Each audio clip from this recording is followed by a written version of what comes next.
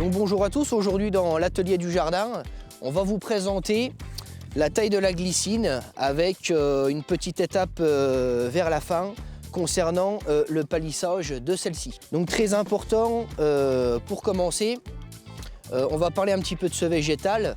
Donc c'est la glycine de Chine, c'est une plante grimpante, très ligneuse, avec une floraison très abondante, printanière et un peu moins abondante au niveau estival. Elle fleurit de différentes couleurs en fonction des espèces.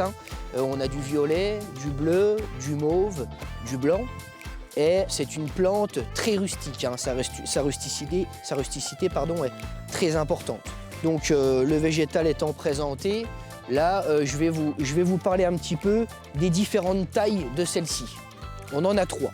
La première taille, c'est entre guillemets la plus importante, c'est la taille d'hiver. Elle va vraiment permettre au végétal de fleurir en abondance au printemps et en été.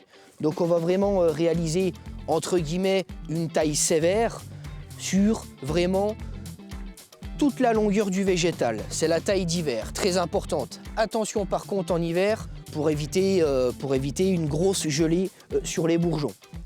La deuxième taille à réaliser, c'est une taille printanière. La taille printanière va vraiment servir à stimuler les bourgeons et à la faire vraiment exploser. Et la troisième taille, très importante aussi, c'est la taille estivale. Donc au niveau de la taille estivale, on va intervenir, elle sera bien entendu en fleurs, en feuilles. Le végétal sera assez dense. La taille estivale va nous permettre de condenser le végétal, de maintenir le végétal pour vraiment le condenser et le maîtriser dans son espace voulu. Ça, c'est très important. Donc on voit ici vraiment une charpentière, on en voit ici une deuxième et on en voit ici une troisième qu'on commence à conduire sur le troisième fil. Donc on voit ici les rameaux de l'année dernière, d'accord ? À savoir que la glycine fleurit sur le bois de l'année précédente. Ça, c'est très important.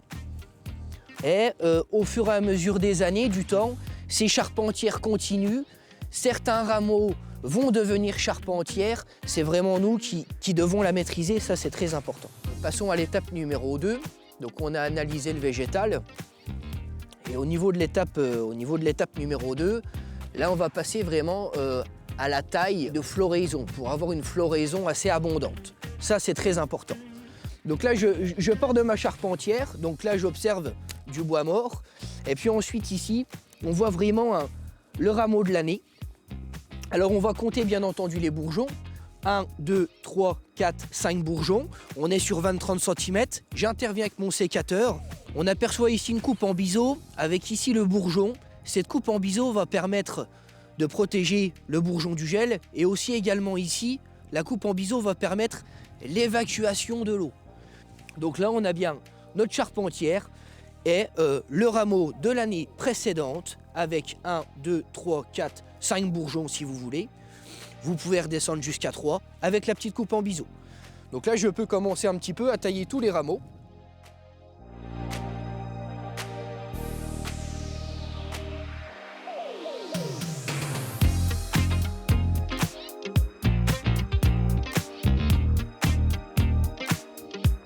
Et puis là, voilà, je vais commencer à intervenir au niveau de la première charpentière, au niveau du palissage.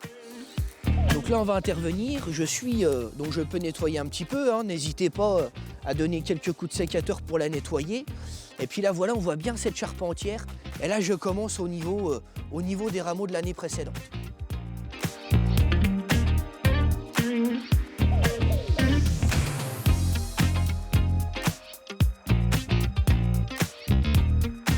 Donc à présent, on a vraiment taillé au niveau de la taille de floraison la première charpentière. On va attaquer la taille de la deuxième charpentière. Donc on va procéder exactement de la même manière.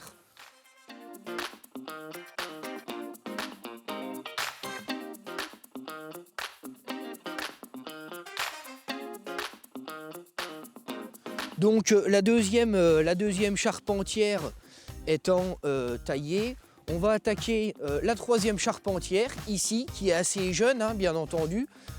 On va vérifier un petit peu, elle est assez jeune, donc il n'y a pas forcément de grands rameaux. Donc on va l'analyser, on va la conserver, on va regarder. Il y a peut-être celle-ci juste à tailler. Voilà. Donc là, la première étape étant finalisée, on a vérifié à l'intérieur les 3 charpentières et la taille de floraison sur les rameaux de l'année précédente. La deuxième taille très importante à réaliser, c'est la taille d'éclaircie.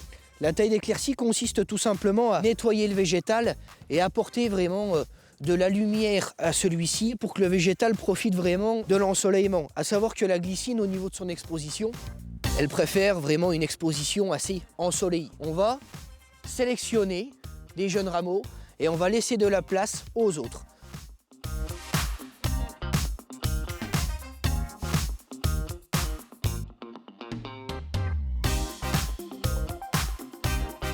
Voilà un petit peu au niveau de cette charpentière, on a réalisé la taille de floraison.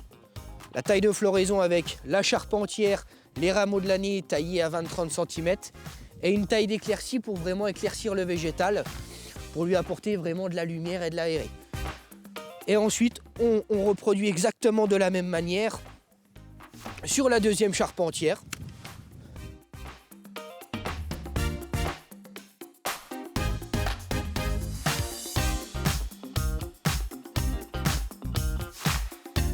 Et on va attaquer le palissage de celle-ci.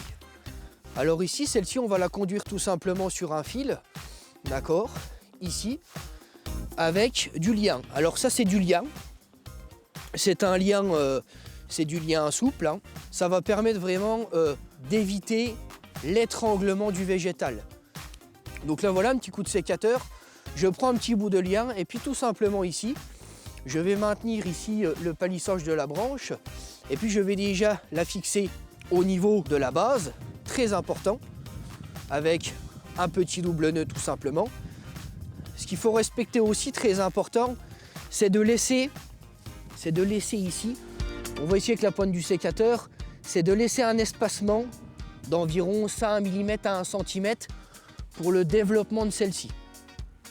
Ensuite, je reprends encore un petit bout ici. Je refais encore un petit double nœud ici sur l'extrémité. Voilà.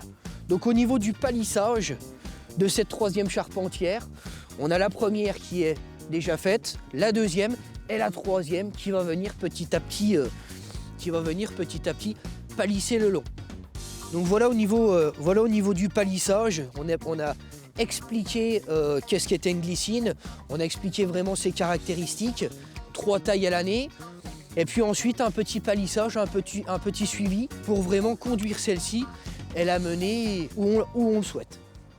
Donc voilà pour aujourd'hui, on vous donne rendez-vous la semaine prochaine pour un nouvel atelier du jardin.